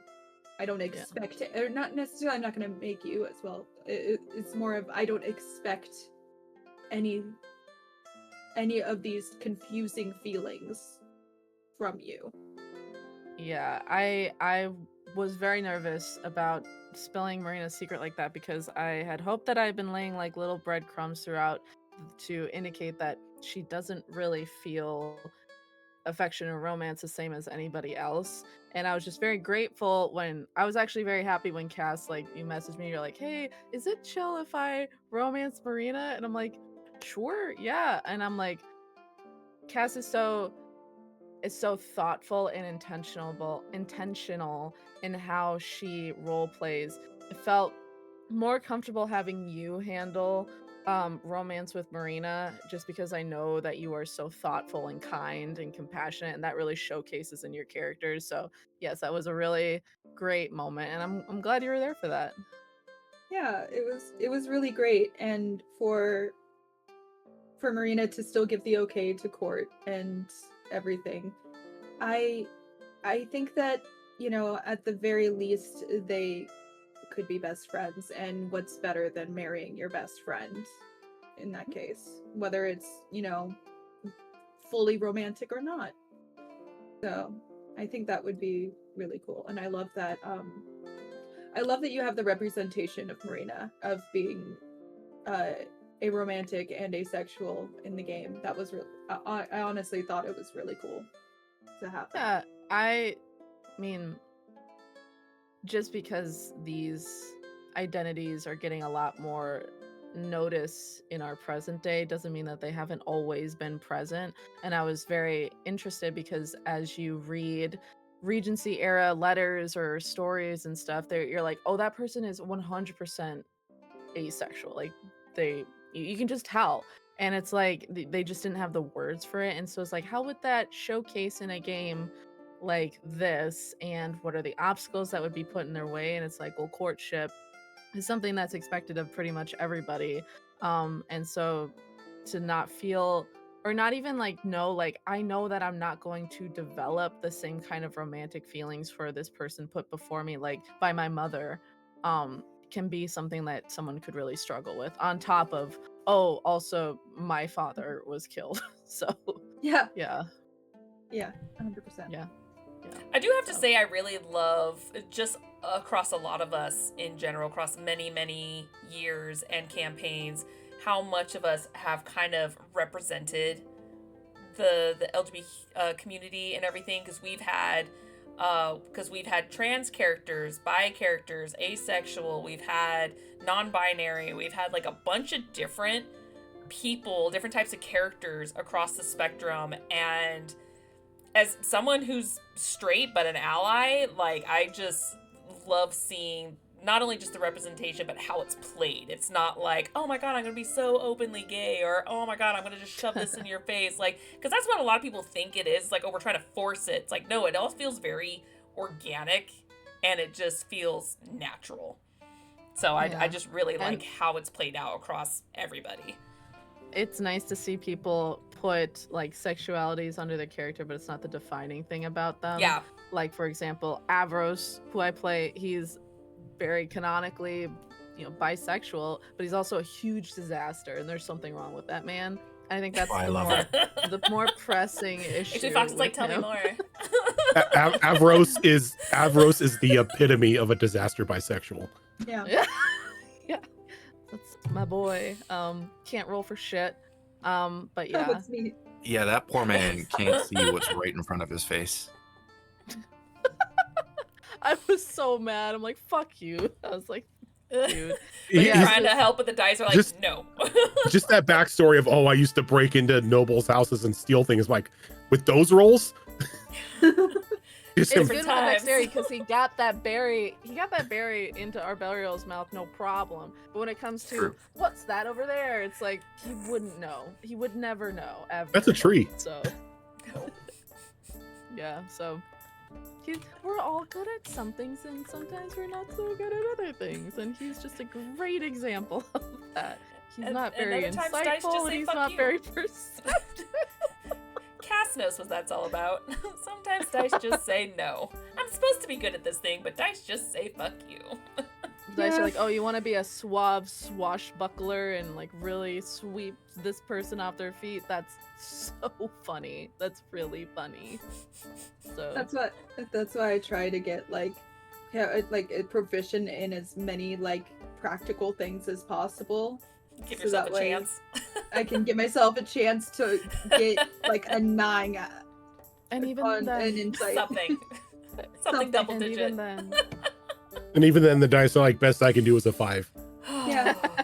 Goddamn dice. No, you I should mean like watch when Pawn Stars. Oh yeah. Yeah. My mom is British and she calls it Pawn Stars. That's something different. That's Yep. something else. Yep. Anyway, Yep. I'm like, Mom, can you say pan? Fox, do you have another question? I do. Gonna jump back to Weewa real quick with Zenith. So now that we've had an opportunity to get kind of hands-on with the academy, let's say, and we have been the valiant heroes and rescued every single person within that building, and they owe us their lives.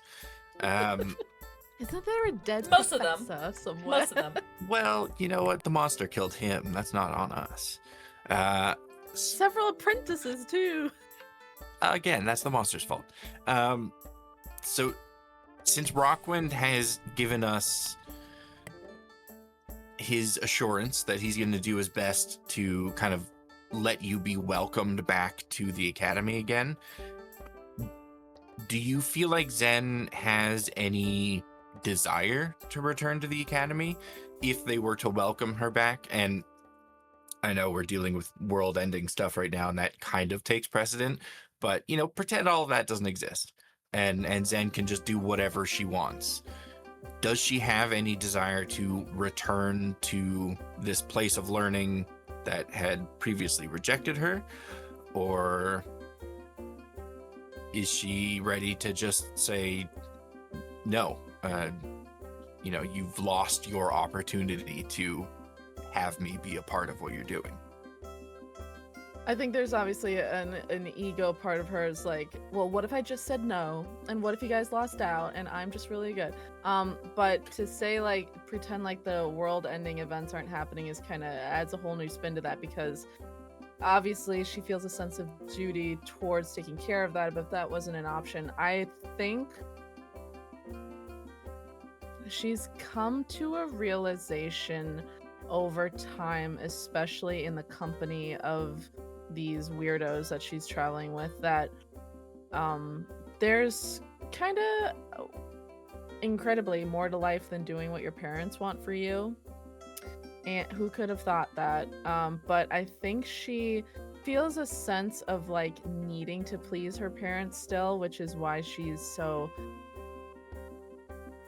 hesitant to go to Meyerfall, because she feels like she'll just get sucked back into that people-pleasing mode that she's been in since she met these guys outside of Trigarin.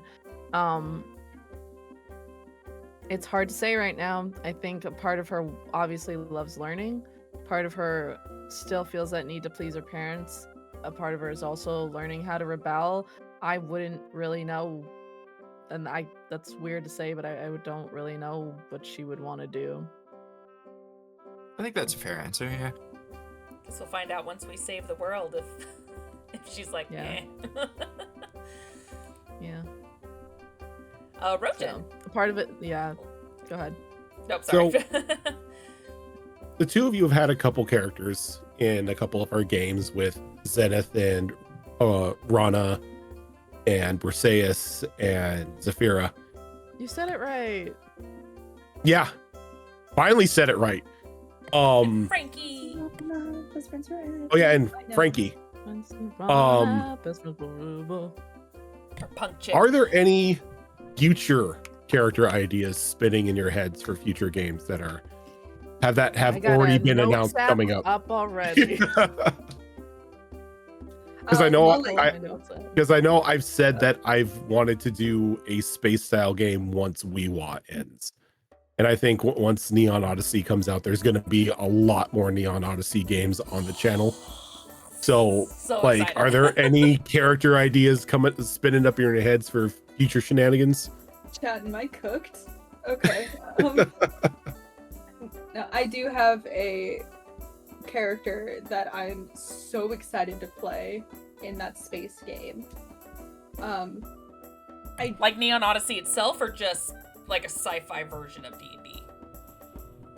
The one that Rojan was planning. The Neon Odyssey. Oh, okay. Neon Odyssey. Yeah. Okay.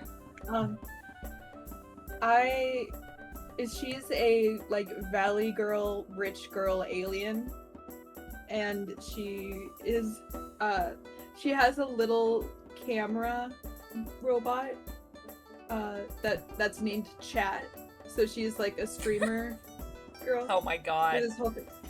And I am so excited because I'm excited to try to have a little bit more of an accent. I figured that a Californian accent, but in like extra, is gonna be easier to keep up with. Are you gonna have vocal fry like just the whole time, just being like vocal fry? I think that would hurt my throat too much, but like maybe in like really serious situations, like oh my god, you need a makeover. I don't know whether we're surviving or thriving. So would you play an icon then? Are you thinking of playing an icon then? Yes. Which is their version of a bard? Okay. Yeah. She would be an icon, and I need to look back at my notes. Well, see, I'm already still doing the vocal fry. So I need to look back at any notes that I had written down in regards of it, but I am very excited to have like a soup. Like I think it seems to be a theme that I like, of just a super bubbly. Well, she's like bubblegum pink, just like everything, super bubbly person, but like people underestimate her, and I think that would be a lot of fun to play again. But yeah. I think that it's started off as a joke, and the more we fleshed it out, the more it actually became something I was very excited for. Ooh, I'm looking forward to that then, when Neon Odyssey comes out. One more year. What about you, Molls? Because you're probably like me. You probably have like 50 character ideas stored in the back. But what are some of your like top? What's some of your like top like 2 or 3 that you really want to try and play? I want to. So I'm very much inspired by. I watch a lot of Dimension 20, and one of my favorite like people on there and the characters he creates is Zach Wayama, and he always seems to kind of navigate towards sharpshooters. And as someone who, when I played Mass Effect, I went infiltrator every single time. I don't care that people were like, oh, these other ones are better. I'm like, just give me a sniper and I'm gonna shoot stuff. I always navigate to sniper, and I wanted to see how that could be done in a game, and maybe the Neon Odyssey would be the game for that. I would have to look over the game a bit more. But yeah, she's kind of like an assassin, and mainly sniper, kind of maybe a little bit inspired by like Widowmaker, because I've just played a lot of Overwatch over the years. Another one that's a little weirder, and I wouldn't know where to stick this person, but I'm Chilean. I'm from Chile, Santiago, and there's this really kind of famous story about this warrior named Galvarino.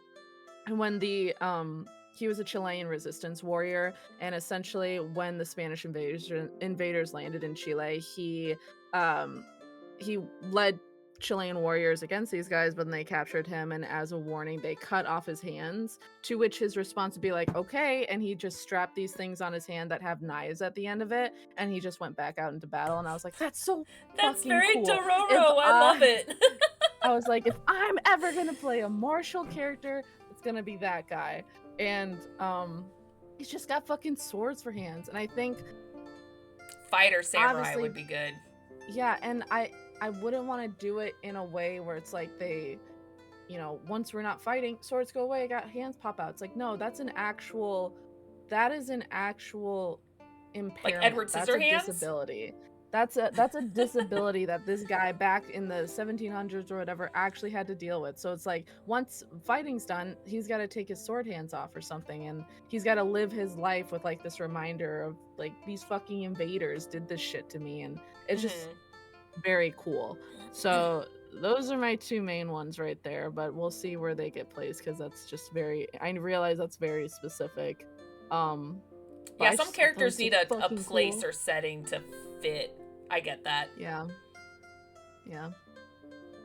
So yeah. All right, I think we have enough time for one more round of questions. This one is for you, Cass. I know we got a little bit of an idea of how Zafira felt about the truth behind what happened to her parents. But if you're willing to discuss it, how does she really feel? Like, is she really pissed off? Is she actually anxious? What does she feel like how is she feeling, and what is she expecting when she is confronted by, like, her father? Does she feel anger? Does she want to, like, just punch him? That is something I am not willing to discuss. Okay. I'm okay with that. I'm okay with that. I'm totally down to answer, but like that was part of the thing that I was like super excited about, but I can't say anything about it. Yeah. In character, I'm excited to see what you do, or out of character and in character, I'm excited to see what you do. So, okay. Can I swap you a hint for a hint? Okay. So yeah, it's good. I'm just possibly, but only like just text me or DM me. Don't take that bait. That conversation goes on for hours. Oh, shut up. You're no fun. Okay. Yeah, sorry about that. No, don't be sorry. That's very good to know, and I'm excited to see how that unravels in game. So, all right, Fox. Yeah, I have a question for both of you, and in my true to fashion, I'm going to bring the tone down a bit here. I love that. Has there been any moment for any of your characters where you now look back at that moment where your character did something or acted a certain way, or you as a player made a change to that character where now you're like, I really wish I didn't do that? You already know my answer. Go on.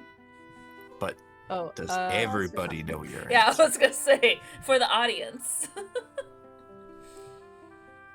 I can go first if you want, Cass. Please do. Okay. I'm thinking. In terms of technical stuff, I regret making Zen a warlock just because it doesn't fucking work. And multi-classing an intelligence-based character with a charisma-based one, I'm just like, what the fuck, you idiot? What were you thinking? So that was a big bummer. In terms of like RP, I mean, in the moment, RP wise, it made sense. Mm-hmm. Technically, I did not like doing that. RP wise, I guess. If there is one. Something. The mayor of Silverkeep. Oh. Huh? I just said, oh. Oh. Setting the scene in my brain. Yeah, I wanted to... The tie-in with her parents, it's very important to her, like her birth parents, I apologize. I wish I had kind of let myself sit in that feeling of, well, I got my revenge, now what? A bit more like a feeling like, because I know that you achieve something and you feel a bit lost, maybe you feel a bit angry, but I think part of that was due to the fact that like andale, like we gotta go, like there's these people entering the manor and stuff like that. And just, I don't know, I probably would have played that a little differently. But other than that, it's been really great. Had a fun time. That was a good answer. Yeah. Good answer. Like the Family Feud. Family Feud. Yeah. Good answer. Good answer. Yes. You said Family Feud, so that's what they do. Good answer. Good answer. Cass, what about you? So, I think that there was a moment in the forest that Maddie and Arbelriel got whisked away with the moths, and they lost a couple years. That was one time I rolled higher. No, that was one time I'm glad that I did not roll higher. But I think that because I was panicking and I didn't know necessarily what to do, I was trying to come up with other ways, and I didn't see the easiest option of taking it with me. Because she's like, this is not safe for her too, but it was more just, I think a lot of it was just me personally panicking and feeling that, like, I didn't read my character sheet enough despite reading it many, many times and thinking about, like, what other option I would have. And sometimes you don't have that option and things are closing in and you just have to do what you have to do, and that turned out to be the proper thing. So I think my regret of that is just waiting for so long instead of trusting myself and trusting what the DM wanted me to do in that aspect.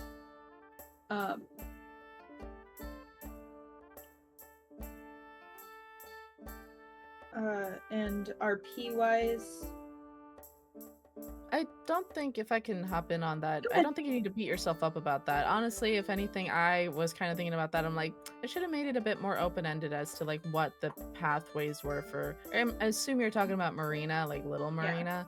Yeah, I'm like, I could have probably made more pathways as to what could be done to save her.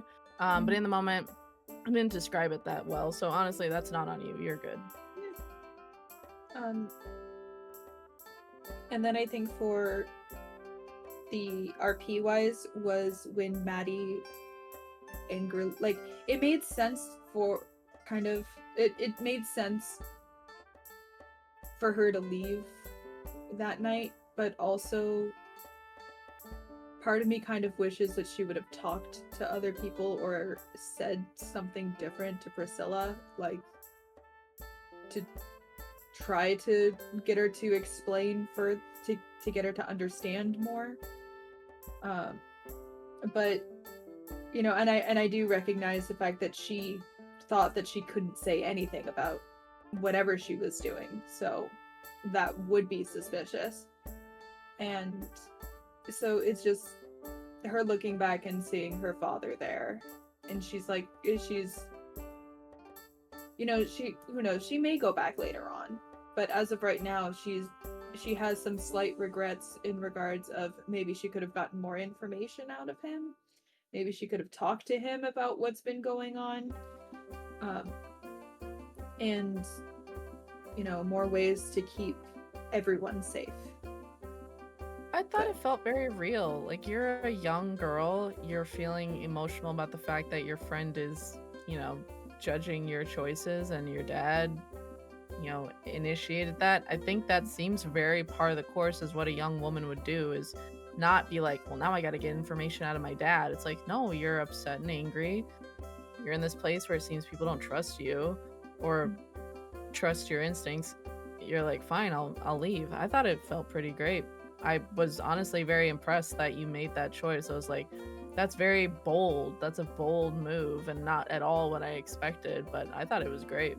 Yeah, I'll agree with that. I mean, in real life, there have been for me many situations where I've ejected myself from them because of emotions, and then later looked back where I'd be like, well, you know what? that was the wrong move on my part, but It's in a very moment, real. it's what you do, and when those emotions boil up. And so I agree that it felt like a very real moment for the character. It was a great RP choice, honestly, because you Mhm. could metagame and be like, the smart thing to do would be to get more info out of my dad, but the character that's not their first instinct. Yeah. You're just a girl. Fuck And so you, I you thought it pissed was me great. off. I was very impressed about that, actually. I talked to Dan about it. I'm like, oh, Cass did this thing, and she was just, I like did not expect it bold. It was great. And Dan was like, who's that? No, I'm just joking. My game, Yeah, okay? it was- Jeez. God, babe. Yeah, you're really good at playing to who your character is. Like Mhm. just like in the moment with Maddie or even Saphira, it's always how she is as a person, not who she is as a character. Yeah, Cass, you play a lot of characters that are very emotionally attached. Like, you play through their emotions more than just logically, like, oh, I should probably do this. That would make sense. No, you play like a real person. You just go through emotion first. And it feels real. Like, that's how someone would really react. Thank you. It's very Cancer-esque of you. I put a lot of myself into my characters, and that's why Mhm. they're all the same. I'm kidding, but still, I do put a lot of myself into the characters. Dude, I had that. You're a same crime frog?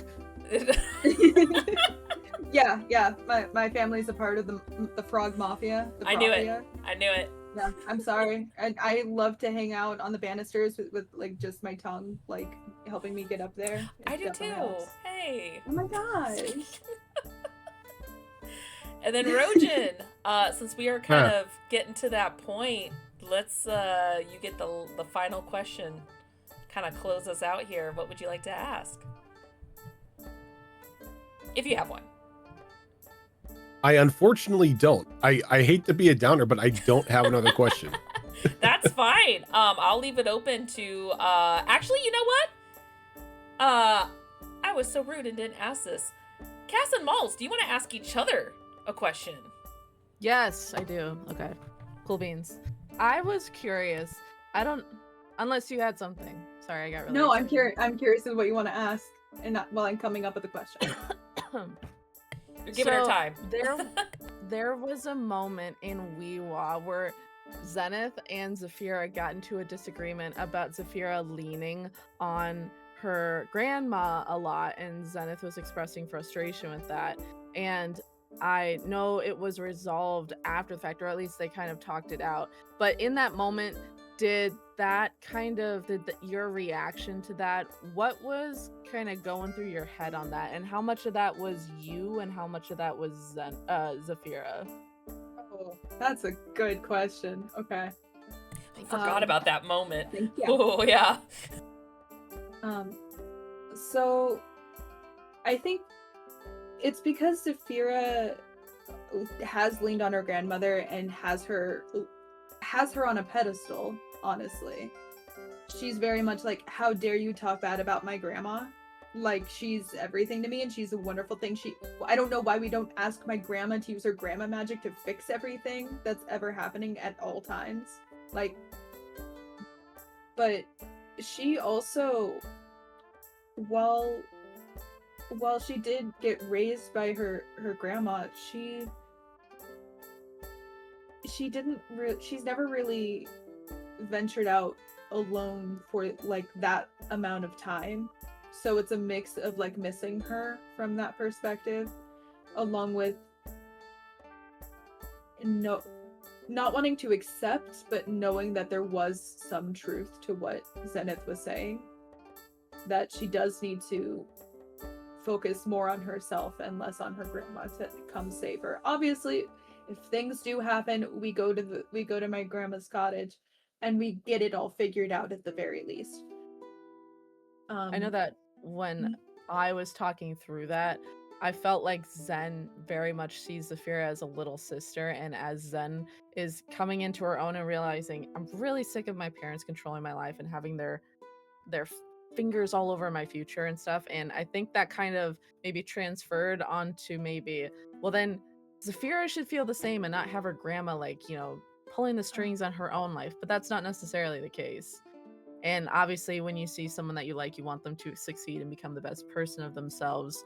I think she just was really terrible about expressing that, but that was the main goal, was that, like, hey, you are already so cool on your own, like, you don't really need your grandma for everything.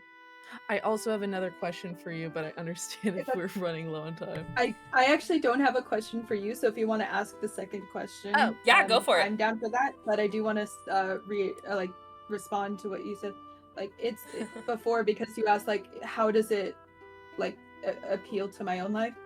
I spent half of my childhood going, like, at my grandma's house because my dad lived there too, and then my mom's mom lived with us, so I always had a grandmother present as well, so that's what I pulled it from and everything. Sure. My other question was, other Zen, does Zafira, is Zafira, interested in her? Yes, but I didn't want to say anything because I'm totally okay with that not being a thing. I was okay with that not being a part that you wanted to play around with. Because Zen's in a love triangle with a different Zen. Love square. Love. Like, no, Zafira just likes Zenith and other Zenith, and just not necessarily. She's still trying to figure out, like, she understands that they're two different people and everything, but, like, I don't think that she's even thought about pursuing anyone romantically, just given, the momster and everything. But I did actually mean to DM you something about that, of like, hey, was Zafira the one that other Zenith possibly was in relationship with? I don't know, but if it's the case, then I'm totally chill with that. That's something that I really want to plead the fifth on. That's like the one of the few things that I gotta plead the fifth on. Fair. So I don't want to give that away. But I don't think Zenith, even I'm getting them mixed up. I don't think Zafira has big enough romantic feelings to start exploring that at this moment. However, I believe it up to you, if you decide to, however you might want to romanticize. If any Zenith wants to romance Zafira, I'm chill with. Just, like, give me a heads up and I'd be happy. Yeah, after last episode, I think Zen Prime is like, and it pursues Zafira instead. Oh god. And then the vampire boyfriend comes back. Twice then. Okay. Oh god. Wait, Yeah, twice? And then vampire boy the first comes time back. When you turned her down after the love story. That's break number one. I love Rompus. Which, like, I'm pretty sure Zafira also could also find Chloe attractive, so it could be a love Rompus, right? Even I find Chloe attractive. It's Like, the snakes, man. The second, like, Zafira starts doing anything to Zen, Rojan's like, okay, I'm ready for some trauma. Vamp boyfriend comes back and he's like, I'm ready for commitment. Aw, fuck. No. But Okay, I would like to say that I would never do that, because they literally have only known each other for a couple days before he left. That's a Disney princess story. What do you want? Yep. They're dumb.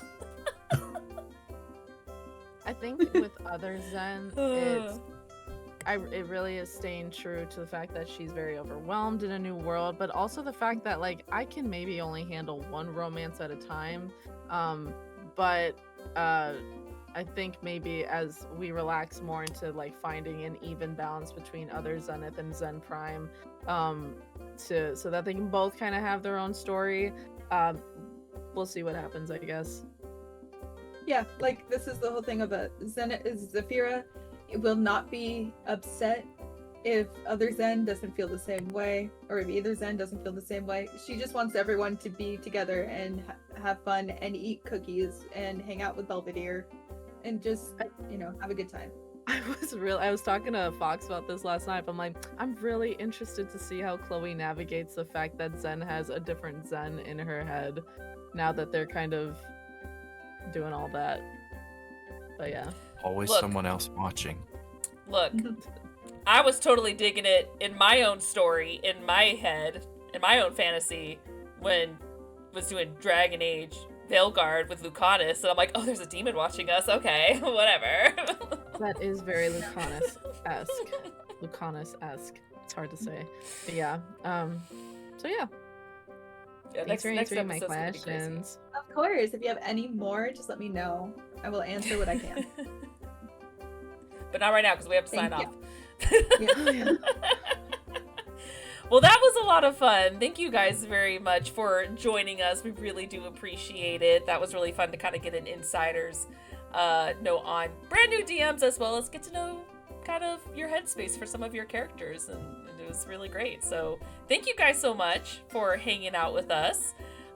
This is not the only show that we have on this channel. We have several, as we have our longest running campaign of Destiny Forge on its 4th campaign on Mondays. However, we are for a temporary time going to rotate and do alternate shows on Monday, as we have our brand new episode 1 show of the Avatar tabletop game. Oh my god, Escape from Varric Island. Escape from Varric Island. I keep calling it Lost.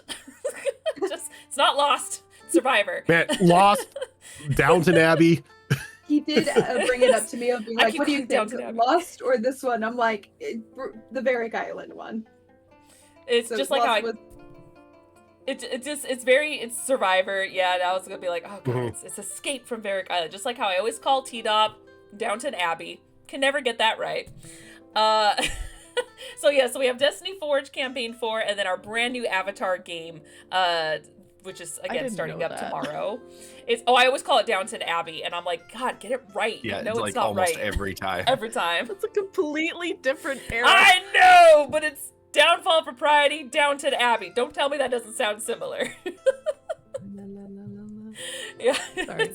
And then we have our Tuesday, alternate Tuesday game of Star Wars Tales of the Outer Rim, run by Tiltbot. Then we have our alternate shows on Thursdays. We have Mass Effect Horizons, run by me, with a Mass Effect 5e conversion game. Then we have A New Era, which takes place on the same continent we did on Destiny Forge Campaign 2, run by Rojan. That is going to be this upcoming Thursday. Then we have our 2 alternating Saturday shows. We have Withered Wastes, which we talked about a lot today, run by Rojan. And then we have our alternate show, The Downfall of Propriety. Said it right this time. You got it that time. I prepped myself. Run by Molls, which is a Bridgerton Victorian era inspired murder mystery. Then we have every Sunday, we have our Pathfinder Extinction Curse Circus campaign, run by Azrin. And then, of course, this lovely show of Behold Lore, which is the first Sunday of every month, which, of course, we announce a little bit closer to the time of who our guest will be and what our topic will be. We've got a lot of lists and a lot of guests to get on here, so really excited to be talking to more people as the show progresses. But yeah, if you guys miss any of our shows, we always post them up on YouTube. Otherwise, we'll see you back here tomorrow for the Avatar Episode 1 episode. So don't miss out on that. Until then, we'll see you guys later.